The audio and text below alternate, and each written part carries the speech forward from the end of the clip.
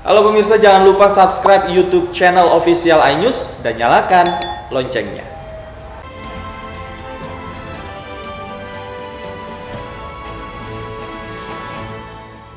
Pemirsa, tawuran antar remaja kampung kembali pecah di Labuhan, Kota Medan, Sumatera Utara, Senin subuh.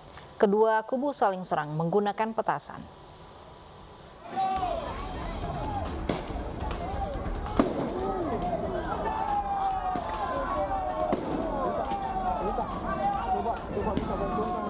Tawuran kembali terjadi di Jalan Komodor Yosudarso, Labuhan, Kota Medan, Sumatera Utara.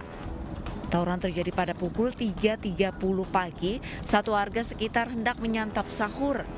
Aksi ini pun menggemparkan warga. Tadi sebetulnya kan udah aman, tapi sekitar jam 3 tadi ada satu kereta kencang membawa mercun menembak ke rumah warga. Jadi warga marah, jadi itulah terjadi perang lagi. Selain petasan, tawuran juga menggunakan batu.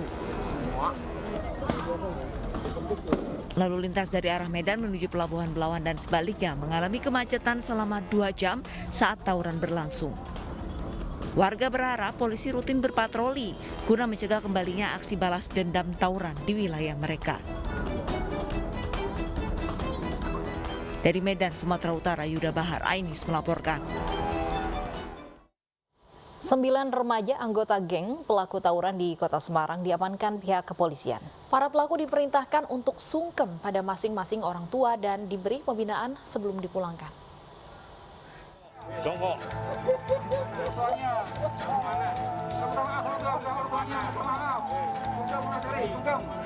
Isak tangis seorang tua pelaku tawuran antar remaja yang terjadi pada Minggu dini hari di Jalan Tembalang, Kota Semarang pecah.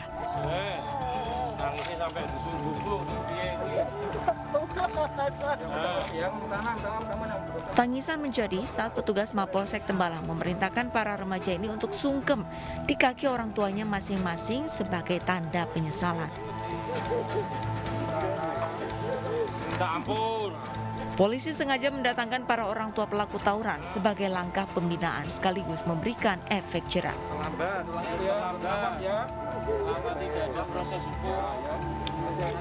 Makanya masih remaja kita adakan pembinaan, karena mungkin namanya muda sekali dengan teman-temannya ikut, mungkin terawih makanya dibawa sarung semua, sarung, tapi ada isinya, desi mungkin ya. Nanti kita lihat, nanti kita buka ya.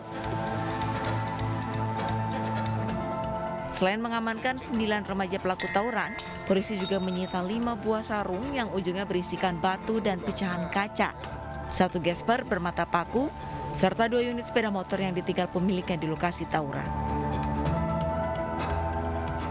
Dari Semarang, Jawa Tengah, Kristadi, iNews melaporkan. Pekan pertama Ramadan, tawuran jelang sahur marak terjadi di sejumlah daerah. Ironisnya tak hanya tawuran, aksi balap liar juga marak terjadi seusai sholat subuh.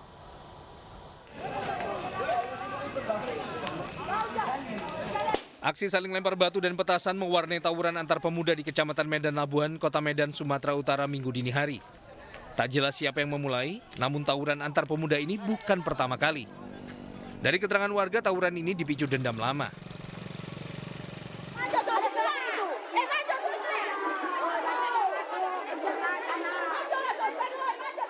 Hampir setiap hari, warga menyaksikan tawuran pecah di kawasan tempat tinggal mereka. Penyebab tawuran beragam, mulai dari dendam lama hingga salah paham. Kejar anak-anak kecil itu, anak kecil kan sering perang, anak kecil Ramadan ini. Jadi bapak tuh ngejar, bapak tuh melarang juga dia. Bapak tuh sungkur dari situ, dia jatuh.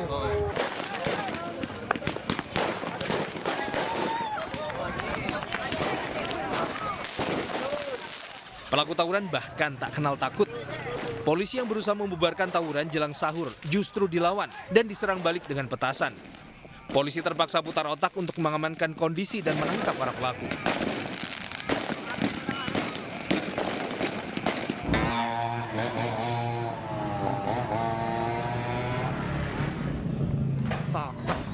Tak hanya tawuran, balap liar juga makin marak di bulan Ramadan.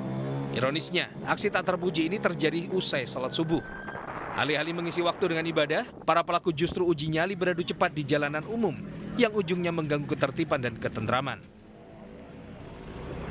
di momen Ramadan ini memang sebagai fenomena mungkin di daerah-daerah tertentu, khususnya di Kota Bau-Bau, menjadi ajang bagi anak-anak remaja karena mungkin untuk mengisi kekosongan mereka, sehingga menyebabkan mereka menggunakan aksi-aksi jalanan yang selayaknya tidak patut contoh. Untuk memberi efek jera, polisi menyita motor pelaku hingga Hari Raya Idul Fitri. Hal ini sekaligus untuk meminimalisir kembali berulangnya aksi balap liar yang mengganggu ketenangan ibadah Ramadan warga. Tim Liputan iNews melaporkan.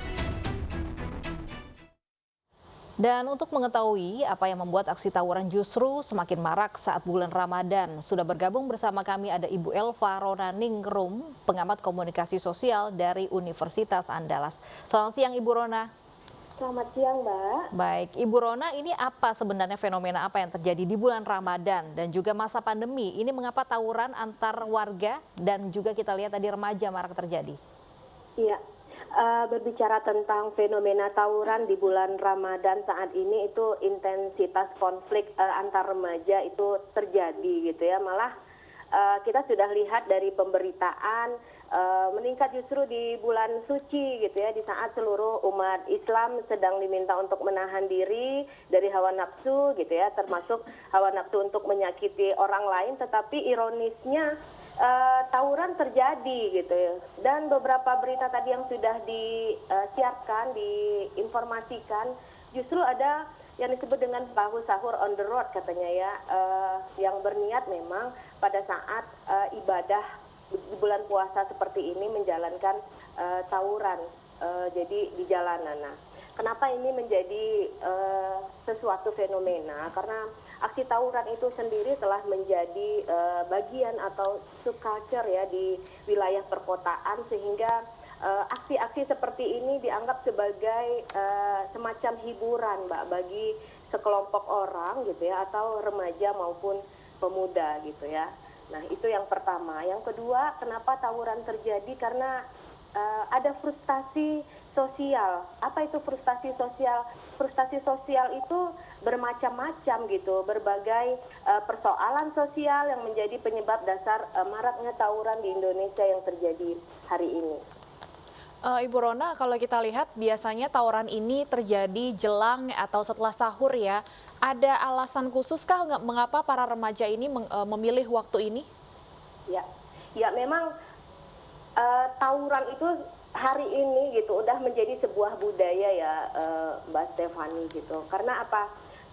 Orang lebih senang melakukan sesuatu memang di saat masih sepi gitu ya, dan seringkali waktu sahur itu dipakai untuk melakukan tawuran. Sebenarnya itu tren baru yang terjadi hari ini. Karena apa? Mereka tidak memiliki celah di siang hari gitu, karena kalau ketahuan tentu akan ribut dan tambah ramai seperti itu gitu ya. Sehingga modusnya sekarang mereka melakukan provokasi melalui media sosial seperti Facebook gitu ya, WhatsApp gitu ya, atau bertemu di suatu tempat yang memang lebih baik dilakukan di saat sepi gitu ya. Dan jelang sahur itu salah satu cara untuk melakukan aksi tadi gitu. Kalau kita lihat kasusnya ini tawuran juga kerap berulang di daerah yang sama. Ini faktor penyebabnya ini apa saja? Apakah bisa karena tradisi, dendam turun-temurun, atau faktor ekonomi sosial yang mempengaruhi, Ibu Rona? Iya, sebenarnya faktor-faktor itu mempengaruhi semuanya gitu ya. Jadi memang banyak faktor yang melatar belakangi tawuran yang terjadi di Indonesia hari ini gitu, di berbagai daerah gitu. Nah, tapi saya melihat ada 3 faktor yang menjadi penyebab tawuran yang benar-benar terjadi, terlihat jelas nyata gitu. Yang pertama, karena memang adanya kelompok-kelompok orang yang memang diadu gitu ya, terus terpancing emosi sehingga terjadi tawuran yang tak bisa dihindari. Yang kedua, adanya faktor kepentingan gitu ya. Kelompok-kelompok tadi dia mungkin punya kepentingan demi memuaskan emosi gitu ya, mau menang gitu ya, tidak mau dinilai kalah ya.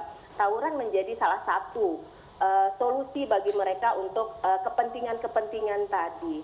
Nah, yang ketiga dendam. Nah, jadi memang benar ya, Mbak, dendam turun-temurun itu selalu terjadi di satu wilayah dengan wilayah yang lain gitu. Karena apa?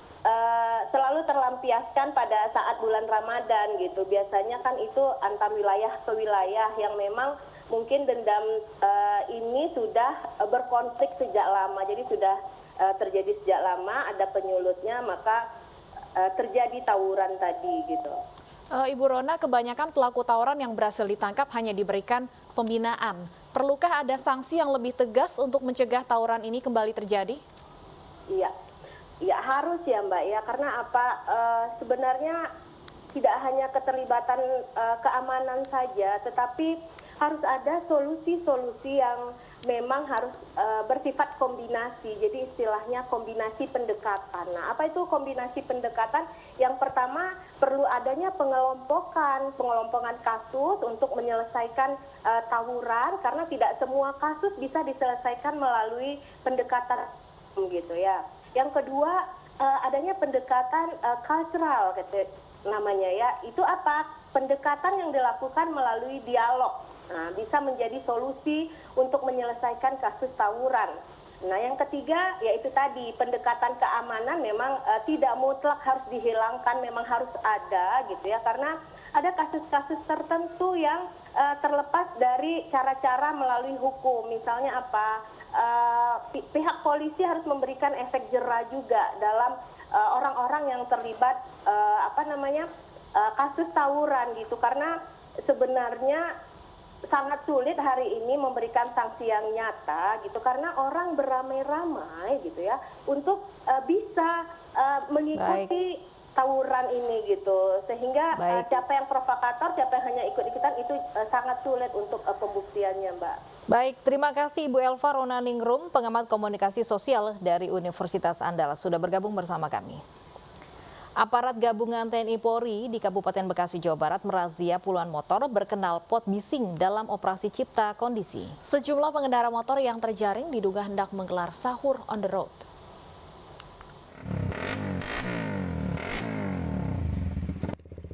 Puluhan motor berkenal pot bising diamankan petugas gabungan di Jalan Raya Cikarang Cibarusah, Cikarang Selatan, Kabupaten Bekasi, Jawa Barat, Senin dini hari. Para pengendara yang didominasi remaja dari berbagai wilayah di Bekasi dan sekitarnya kedapatan mempersiapkan sahur on the road. Sedikitnya ada 30 unit kendaraan diamankan oleh petugas kepolisian Polres Metro Bekasi. Kapolres Metro Bekasi, Kombes Pol Hendra Gunawan yang memimpin operasi menyatakan, sahur on the road yang dilakukan komunitas motor dapat memicu tawuran antar warga. Terlebih, motor yang dikendarai menggunakan knalpot bising. Ada di Cikarang Selatan, di depan Cives, kami temukan sekitar 30-an kendaraan bermotor yang rata-rata sebagian besar kendaraannya kendaraan yang sudah dimodifikasi. Yang paling banyak yang dimodifikasi adalah knalpotnya. Nah, knalpotnya sangat bising, sangat keras suaranya. Nah, ini dikhawatirkan sangat mengganggu masyarakat yang sedang beribadah. Operasi Cipta Kondisi di bulan suci Ramadan akan terus digelar untuk memberikan rasa aman bagi masyarakat yang menjalankan ibadah puasa.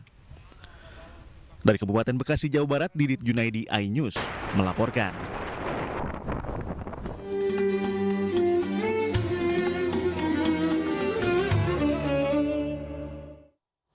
Di tengah maraknya aksi bangunkan sahur yang tidak terpuji, sejumlah remaja di Tanjung Balai, Sumatera Utara punya cara unik. Mereka menyanyikan sebuah lagu syair bercengkok Melayu yang mendapat apresiasi dari masyarakat sekitar.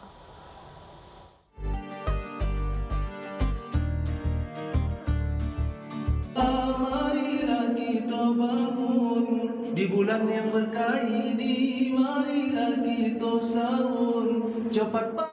Inilah nyanyian membangunkan sahur yang dilantunkan oleh remaja Masjid Nurul Jalal Pulus Mardan, Kota Tanjung Balai, Sumatera Utara. Lagu dinyanyikan dengan logat daerah asal Kota Tanjung Balai yang berada di daerah pesisir Sungai Asahan. Sementara untuk lirik lagu diciptakan oleh Nasrin dan keenam temannya. Karena kemerduannya, nyanyian mereka setiap hari di waktu sahur ini pun mendapat sambutan baik dari warga sekitar masjid. Cara mereka membangunkan sahur dianggap santun dan tidak mengganggu ketenangan. Bahkan lagu mereka pun viral di media sosial.